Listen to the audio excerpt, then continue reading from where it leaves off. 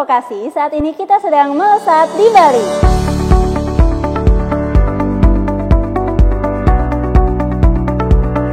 Selamat datang di Melesat, melihat riset vokasi lebih dekat. Bersama saya Muttaqah Hoirunisa sebagai host dalam episode kali ini, kita akan melihat lebih dekat riset vokasi dari Institut Pariwisata dan Bisnis Internasional mengenai perencanaan rute wisata potensial berbasis aplikasi WK 3.8 di Kabupaten Bangli. Sudah bersama saya di sini Bapak Iwayan Eka Mahendra selaku Ketua Peneliti dari penelitian ini. Selamat pagi Pak. Selamat pagi Mbak. Bagaimana kabarnya Pak? Baik? Baik. Alhamdulillah. Kalau gitu kita langsung aja ya Pak, kita bahas soal penelitian Bapak dan tim ya. Apa sih inovasi yang Bapak dan tim buat dalam penelitian ini? Inovasi yang kami temukan itu berupa rute perjalanan wisata yang ada di Kabupaten Bangli, salah satu kabupaten yang ada di Provinsi Bali. Nah, kami menemukan 9 rute potensial perjalanan wisata untuk menuju destinasi wisata yang ada di Kabupaten Bangli. Begitu. Awalnya bisa muncul ide untuk penelitian itu gimana Pak? Awalnya muncul ide penelitian ini sebenarnya diawali dengan pertemuan kami pihak rektorat dengan Dinas Pariwisata Kabupaten Bangli.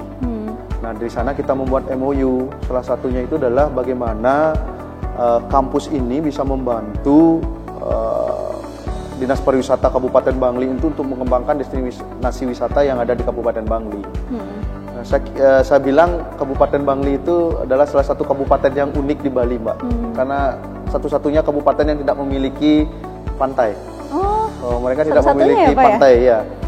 Nah, banyak destinasi wisata yang bisa dikembangkan di Kabupaten Bangli itu, tetapi sampai saat ini yang masih menjadi primadona itu adalah 2 destinasi wisata, yaitu Penglipuran dan Danau Batur. Nah, sedangkan jalur untuk menuju kedua destinasi wisata itu melewati berbagai destinasi wisata lain yang seharusnya sangat-sangat potensial untuk dikunjungi oleh para wisatawan. Begitu, berarti itu ide awalnya Mbak yang kita ingin kembangkan. Berarti di Kabupaten Bangli ini memang banyak potensi sebenarnya Pak, cuman belum bisa dieksplor aja gitu. Betul. Ya Pak.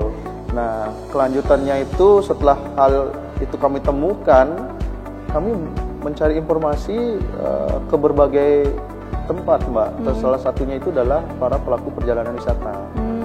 Nah, dari hasil wawancara dan diskusi yang kami lakukan, ya mereka rutenya ya 2 itu aja, yang hanya kedua tempat Bangli itu dan aja, Penglipuran dan Danau Batur itu saja. Yang lainnya itu ya tidak usah dikunjungi lah gitu loh, karena salah satunya yang membuat itu adalah fasilitasnya yang belum memadai, terutama jalur transportasi. Jalurnya ya Pak. Berarti output dari penelitian ini tuh berbentuk apa tuh Pak? Dari penelitian awal ini, karena penelitian ini adalah penelitian dasar, jadi kami menemukan 9 potensi rute potensial di destinasi wisata yang ada di Kabupaten Bangli. Berarti dalam bentuk rute ya Pak? Rute. Jadi kalau wisatawan itu masuk dari Denpasar, dari arah selatan, kemana saja sih mereka sebenarnya bisa mengunjungi destinasi-destinasi wisata selain 2 destinasi favorit tadi, selain Penglipuran dan Danau Batur. Nah, kalau datang dari timur, dari Karangasem, kemana sih mereka harus menempuh rute perjalanan wisatanya? Iya. Kalau dari utara, dari Singaraja, kemana sih? Nah itu coba kami petakan dengan mahasiswa dan tim peneliti. Akhirnya kami menemukan 9 rute potensial untuk perjalanan wisata di Kabupaten Bangli. Baik. Nah, penelitiannya hasilnya sampai di sana aja karena ini penelitian dasar, Mbak. Karena baru penelitian dasar. Betul. Ya, Pak ya. Nah, kalau untuk prosesnya sendiri untuk menemukan rute-rute tersebut bagaimana, Pak? Nah, awalnya kita mulai diskusi dengan pihak-pihak terkait mana destinasi wisata yang ada di Kabupaten Bangli, mana yang jarang dikunjungi, mana yang sudah sering dikunjungi. Nah, terus kita terjun ke lapangan, Mbak. Untuk mencari rute-rute itu, setelah kita dapat titik-titiknya, terus nanti kita analisis dengan aplikasi WK 3.8 ini. Oh, begitu. Dan ide aplikasi ini dikembangkan oleh mahasiswa kami. Walaupun aplikasi ini sudah dikembangkan di Jepang pertama kalinya, tetapi pemanfaatannya ini muncul dari ide mahasiswa kami. Kalau boleh tahu aplikasi WK itu aplikasi apa ya Pak? Secara sederhana saya bilang aplikasi WK itu aplikasi yang berprinsip pada probabilitas, Mbak, pada peluang. Misalnya Mbak diam di suatu titik, saat ini kita diam di kampus kami ini, di PBI. Nah, tempat-tempat lain mana sih terdekat yang bisa kita kunjungi lagi selain dari kampus ini? Nah, secara sederhana itu aplikasi itu bisa memetakan hal tersebut, Mbak. Oh, begitu. Jadi kalau kita nanti munculnya dari Denpasar mau ke Bangli, mana sih destinasi wisata yang pertama kali bisa kita kunjungi? Terus setelah dari sana kemana sih yang terdekat bisa kita kunjungi gitu loh. Jadi bisa ngasih rekomendasi. Betul. Begitu ya Pak ya? Nah, secara sederhananya aplikasi ini sama seperti apa ya, saya bilang seperti tukang pos itu loh. Bagaimana dia bisa mengantarkan surat itu dengan tepat, tetapi dia tidak pernah kembali menempuh rute yang sama gitu loh. Jadi kita menemukan rute-rute yang spesial untuk dalam satu kali perjalanan. Dan lebih efektif juga berarti. Betul, apa ya? itu yang kita inginkan. Dan kenapa memilih aplikasi WK ini? Apakah nggak ada aplikasi lain atau bagaimana Pak? Pertanyaan sederhana juga saya tanyakan hal itu kepada mahasiswa yang menyampaikan ide pertama kali, Mbak. Mereka bilang karena ini aplikasi yang paling sederhana yang bisa kita gunakan dibandingkan aplikasi-aplikasi yang lain, dan ini tidak berbayar. Oh iya. Itu yang penting kan, Mbak, yang bisa dilakukan oleh mahasiswa kami. Dan hasilnya juga luar biasa. Saya sendiri juga menemukan dari temuan 9 rute potensial itu, saya sendiri juga berpikir, loh, ini daerah harusnya bisa kita lihat destinasi wisatanya ketika kita melewati untuk misalnya menuju ke Penglipuran gitu, tapi selama ini kita tidak lewati karena kita tidak tahu. Jadi malah baru tahu ya Pak setelah. Betul. Nah, dengan hasil ini ya saya kira memberikan pengetahuan baru juga nantinya bagi masyarakat. Berarti setelah dari aplikasi itu langsung diuji coba langsung ya Pak ke lokasi. Betul. Diuji coba tiap rutenya begitu Tiap Pak? rutenya kita coba dengan beberapa tim. Mana yang memang karena di laporan penelitian itu kita juga membuat kelemahan dan kelebihan tiap rute itu. Jadi yang banyak ditemukan kelemahannya itu adalah fasilitas jalannya, Mbak. Tapi tidak dalam artian parah tidak bisa dilewati, tetapi ada beberapa yang dalam kategori ya kurang lah gitu. Kurang tapi masih bisa dilewati. Masih bisa dilewati gitu ya Pak ya. Iya, gitu. Nah, itu nanti rekomendasi kita kepada pemerintah daerah. Iya, baik. Berarti nanti bisa ajak saya juga Pak ke sana ya. Siap. Lewat kami jalur menunggu itu. Nah, perlu juga kami sampaikan di sini, tim kami untuk kedepannya ini juga akan mengembangkan aplikasi ini dalam bentuk aplikasi Android. Jadi rute-rute yang sudah kami temukan itu kami akan kembangkan secara online di penelitian terapan berikutnya. Bisa mudah-mudahan ini jadi nanti penelitian produk vokasi. Gitu. Berarti untuk kedepannya Pak, betul. Untuk terapannya, Ya, karena ini kan baru penelitian dasar. dasar. Nah, yang mendapatkan manfaat dari hasil penelitian yang sekarang nih Pak, yang dasar ini untuk siapa tuh Pak? Nah, utamanya bagi masyarakat Bangli, terutama masyarakat-masyarakat yang mempunyai destinasi wisata, tetapi selama ini jarang dikunjungi gitu loh. Dengan adanya rute perjalanan ini, kita bisa sekaligus merekomendasikan kepada para pelaku wisata, terutamanya para pelaku perjalanan wisata, bahwa ini yang bisa Anda lalui, bahwa ini yang Anda bisa lewati untuk memberikan pengalaman wisata yang lebih baik ketika mengunjungi Kabupaten Bangli. Iya, berarti manfaatnya besar untuk masyarakat ya Pak. Butuh waktu berapa lama sih Pak sampai akhirnya menemukan 9 rute ini? Dari awal, dari survei pendahuluan itu kurang lebih 6-8 bulan, Mbak. Sampai laporan akhir dari penelitian ini. Karena laporan akhir ini kan juga jadi tesisnya mahasiswa. Iya. Dan mahasiswanya sekarang sudah lulus dan syukurnya sudah bekerja. Berarti sekitar 6-8 bulan betul, ya betul. Pak. Oh, ada mahasiswa juga ya Pak yang terlibat ya?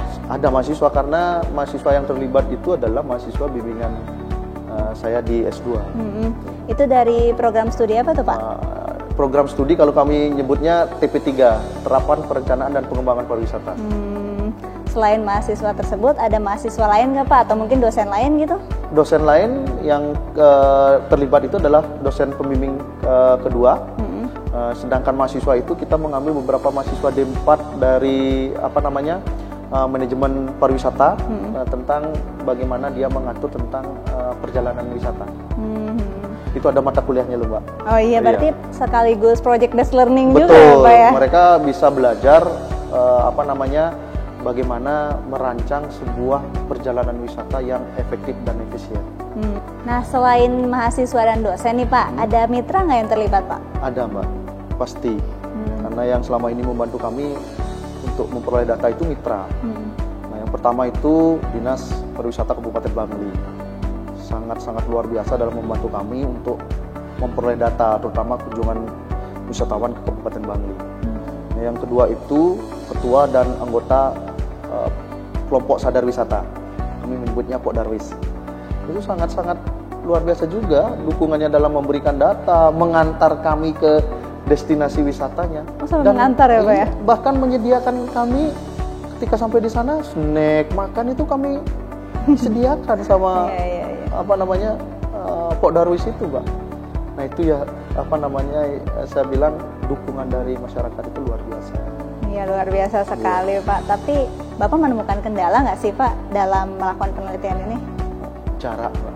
Jarak ya? Dan waktu kadang-kadang, karena kita bisanya mengambil waktu untuk riset itu paling Jumat lah, paling maksimal Jumat, Sabtu, Minggu itu di luar jam kerja, Mbak. Dan kadang-kadang kita tidak ketemu dengan pihak-pihak yang kita butuhkan datanya di tempat penelitian gitu. Itu yang pertama. Yang kedua ya jaraknya lumayan jauh lah, jarak tempuhnya 1,5 jam. Berapa kilo Pak kalau dari sini kira-kira? Kurang lebih 40-50 kilo lah. Lumayan juga ya Pak ya. Tapi kalau sampai ke destinasinya yang di Batur atau Kintamani itu lebih jauh lagi Mbak, karena itu sudah ujung utaranya dari destinasi wisata yang ada di Kabupaten Bangli. Iya. Kalau solusinya untuk kendala yang Bapak hadapi itu gimana Pak? Kita lebih intens untuk mengatur waktu dengan tim. Kadang-kadang kita bagi tugas dengan tim, karena kebetulan kita dibantu sama anak-anak S1 juga. Kalau dalam hal ini D4 MKP juga kita dibantu untuk pengumpulan data. Karena kita mewajibkan mahasiswa itu untuk mendapatkan rekognisi untuk pembelajarannya melalui kegiatan lapangan. Baik, berarti kerja sama tim ya, bagi-bagi tugas Pak, biar semuanya bisa kekerjain gitu. Jadi rasa capek itu bisa hilang dan terobati Mbak untuk kegiatan dan penelitian kali ini. Terutama yang menjadi kebanggaan itu ya mahasiswa kita. Jadi ketika dia melakukan riset sampai nanya, Bapak besok ada nggak riset seperti ini, kita membuat penelitian bisa didanai gitu loh. Malah mereka semangat ya Pak ya? Semangat, karena transportnya, konsumsinya mereka kan ditanggung semua. Biasanya keluar uang sendiri kan, sekarang ditanggung Mbak. Ya semoga aja jadi semangat untuk riset. Betul. Gitu ya. Dan ini juga mendorong mahasiswa-mahasiswa di angkatan berikutnya dan dosen-dosen di kampus kita untuk terus bergerak melakukan penelitian, baik itu kolaborasi dengan perguruan tinggi lain ataupun kolaborasi dengan mahasiswa. Iya Pak. Nah kan ini penelitian ini tuh masih penelitian dasar. Betul. Ya Pak, berarti masih bisa dikembangkan. Nah harapan Bapak gimana pengembangannya Pak? Harapan kami, rute-rute potensial yang sudah kami temukan itu akan kami jadikan sebuah aplikasi. Nah titik-titik rute itu mungkin kami akan buat bahwa titik A misalnya, apa nama destinasi wisatanya, apa fasilitasnya, terus bagaimana melangkah menuju ke sana, potensi apa saja yang ada. Nah ini sudah ada pembicaraan dengan tim-tim dosen bahwa itu akan diaplikasikan dalam bentuk virtual reality. Dalam berbasis web atau aplikasi? Berbasis aplikasi. Oke. Tidak hanya berbasis web. Berarti ini bisa menjadi manfaat untuk masyarakat juga ya Pak ya? Betul, yang paling nanti menerima keuntungan ini adalah para wisatawan. Wisatawan juga yang mau datang ke Bali, sebelum datang ke sini bisa lihat dulu di aplikasi itu ya Pak ya? Aplikasi gitu. Baik. Nah Pak, penelitian Bapak ini kan mendapatkan pendanaan dari program penelitian dan pengabdian kepada masyarakat ya Pak ya. Apa sih kesan Bapak setelah mendapatkan pendanaan dari program ini?